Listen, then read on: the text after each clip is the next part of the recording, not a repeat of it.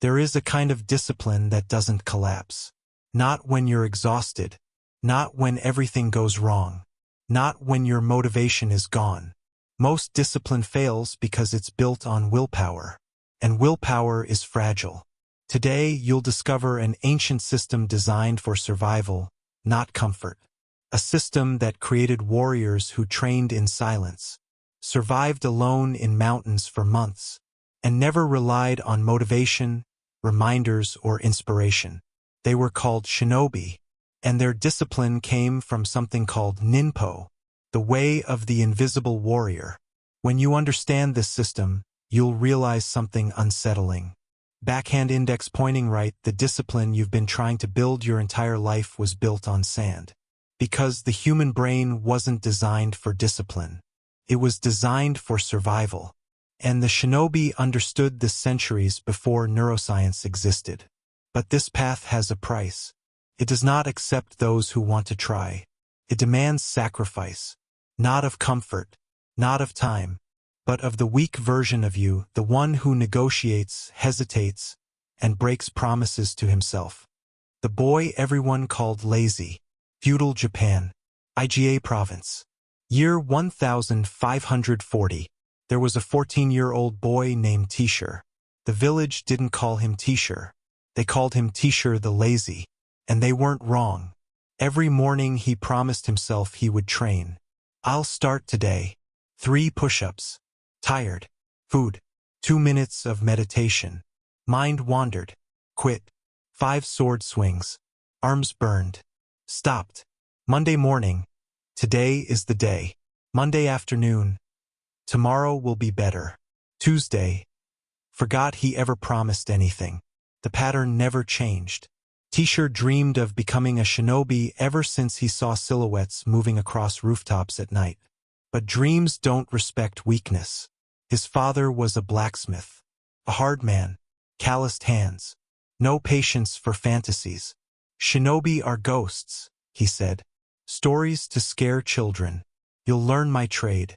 End of discussion. What Teacher didn't know was this. His father knew shinobi were real. He even knew where the hidden mountain school was. But he never told his son, because he didn't trust him. Every night, Teacher stared at the mountains. Every morning, he asked himself, what if I really try this time? And every afternoon, he quit again. Until the day everything changed. The meeting that changed everything. Teacher was returning from the forest after another failed training session. 20 minutes of playing with sticks. When he saw a man standing in the middle of the path. Plain clothes, ordinary face, except for the eyes. Eyes that saw straight through him. You want to be a shinobi?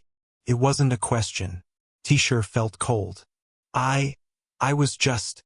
You wasted time again. The man stepped closer. How many times did you promise yourself today would be different? Silence. Because Teacher knew the answer. Hundreds. Maybe thousands. Come with me.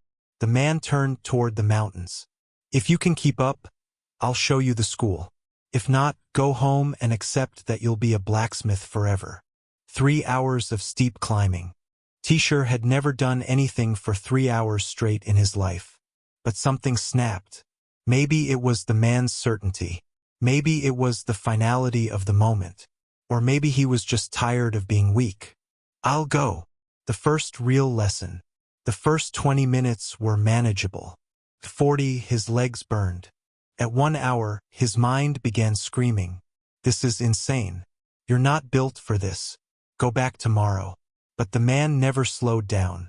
Never looked back. Never spoke. 2 hours in, Teacher was crawling. Hands and knees. Tears mixing with dirt. And that's when the first truth revealed itself. The pain didn't matter. The fatigue didn't matter. What mattered was the decision he made at the trailhead. He said he would. And warriors keep their word. He stood up. 3 hours and 15 minutes later, Teacher reached the summit. He collapsed, vomited, passed out. Welcome to the path. When he woke, he was inside a temple. Dark wood, incense, silence. The man sat across from him. You completed the first lesson of Ninpō without knowing it. He paused. Welcome to the Koga school. The oath that kills the old self. Teacher thought the hardest part was over. He was wrong. The mountain wasn't the test. It was the filter. At dawn, a bell echoed through the temple. Not loud, not gentle, precise. Teacher joined 6 other boys standing barefoot on cold stone. No introductions. No encouragement. An old man entered the courtyard. White hair, straight posture, eyes like sharpened steel. This is not a school, he said. This is a separation. No one spoke. Those who stay will never live like ordinary men again. You will not rely on motivation. You will not wait for confidence. You will not ask how you feel. He walked slowly in front of them. You will act, because action is required. Then came the rule that broke most of them, the public oath. Each student was ordered to step forward, not privately, not quietly, publicly, in front of everyone. When Tishi's turn came, his mouth went dry. Speak, the master said. Tisha hesitated, and instantly felt shame. The master didn't raise his voice. Hesitation is how weakness survives. Tisha swallowed. I swear, he said, voice shaking, to follow the rhythm of the school without exception. The master leaned closer. Louder. I swear, Tisha repeated, stronger now. To act without negotiation. Silence followed. Then the final line, the most important one. If I fail, Tisha said, I accept the consequences without excuse. The master nodded. The oath wasn't symbolic. It was psychological warfare. Because once a promise is made in public, the brain treats failure as danger. The shinobi didn't rely on inspiration. They rewired fear itself. Why this works, and why you struggle. Modern discipline fails because everything is optional. Miss a workout? It's okay. Skip your goal today? Be kind to yourself. The brain learns one lesson. Promises don't matter. The shinobi reversed this. They made discipline non-negotiable by attaching identity and consequence. Not punishment. Identity. You weren't someone trying to be disciplined. You were someone who acts. Or you were removed. Simple. Brutal. Effective. The death of, I'll do it later. From that day forward, Tishi's life followed a rhythm. Wake. Train. Eat. Study. Serve. Sleep. No choices. No debate. First, his mind rebelled. Why are we doing this now? Why not later?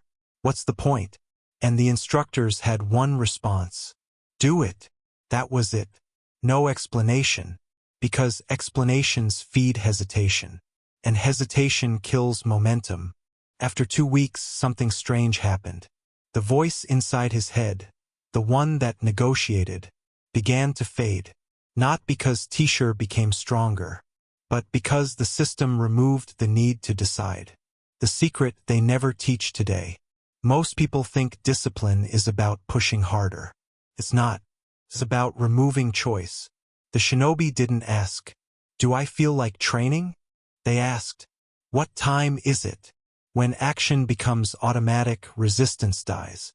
And when resistance dies, consistency becomes effortless.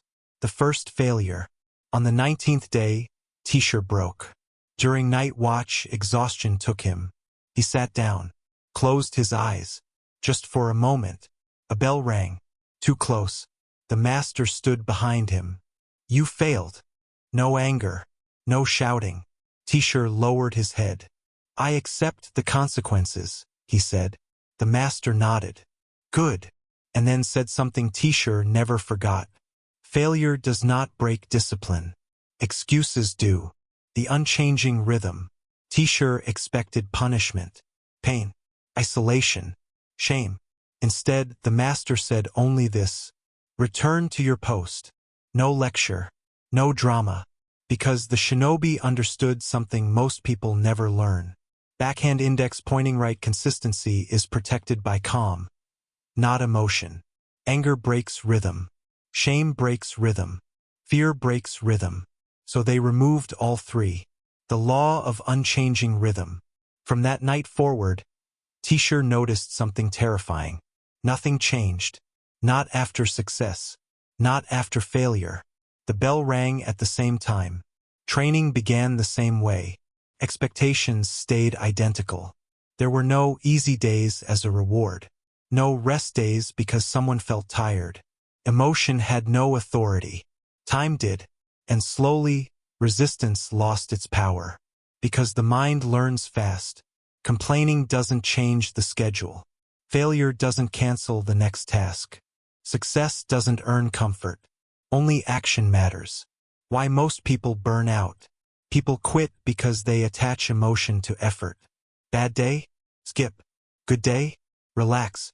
Motivated? Overdo it. Unmotivated? Disappear. This emotional roller coaster destroys discipline. The shinobi built flat systems. No highs, no lows, just movement, like a river that never asks if the mountain is tired. The death of hesitation. After weeks of unchanging rhythm, something inside Teacher died. The pause. That tiny moment before action where the mind asks, should I? It vanished. The bell rang. His body moved.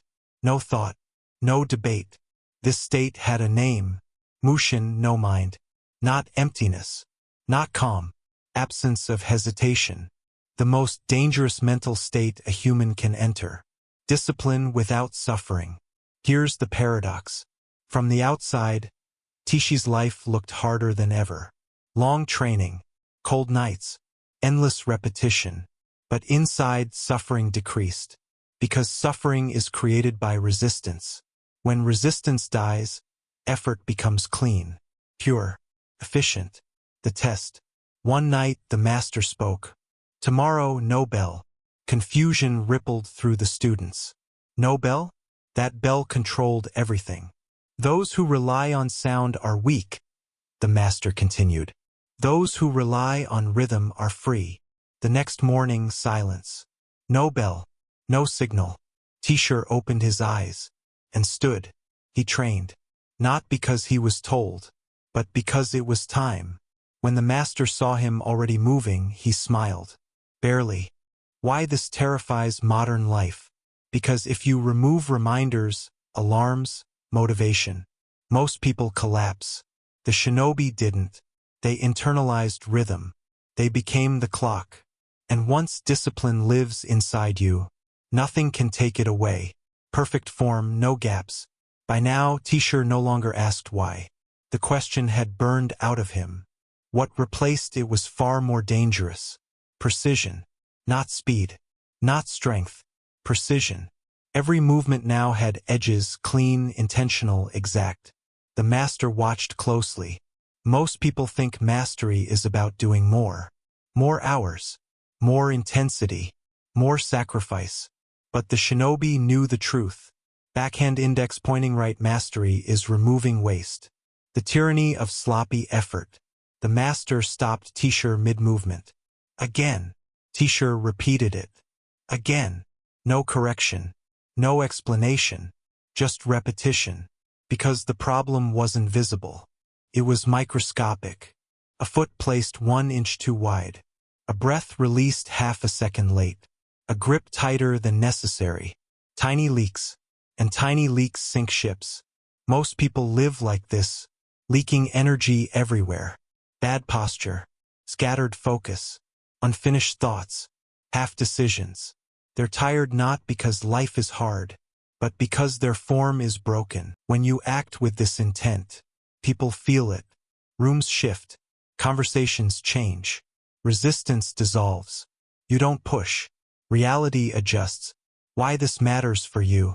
This isn't about swords. It's about working without burnout, speaking without insecurity, acting without delay, progress without collapse, perfect form, no gaps, clear intent. That's how momentum becomes permanent, unavoidable. At this stage, Teacher no longer looked like a student. He looked like something that could not be stopped. Not because he was aggressive, not because he was loud, but because nothing inside him argued anymore. No inner resistance. No debate. No delay. This is the moment most people never reach, because it requires the death of something comfortable. Backhand index pointing right, the need for motivation. The lie of motivation. Motivation is emotional. It rises. It falls. It depends on mood, music, speeches, perfect timing. The shinobi rejected it completely. They built something colder. Inevitability. The master said, when action is decided once, it does not need to be decided again. Teacher didn't wake up asking if he would train. That decision was already dead. Only execution remained. Why discipline feels heavy at first. In the beginning, discipline feels like force, because it is fighting your old identity. Your habits resist. Your comfort resists. Your ego resists. But once discipline replaces identity, effort flips. Not acting feels uncomfortable. Skipping feels wrong. Excuses feel foreign. This is why disciplined people look calm. They're not forcing themselves. They're being themselves. The point of no return. One evening, the master asked a final question. If you leave tomorrow, who are you? Teacher didn't answer immediately. Then he said, I do what must be done. The master nodded. That was enough, because identity had locked in. The unavoidable presence. Here's what happens when you reach this level. People stop testing you. Pressure loses its effect.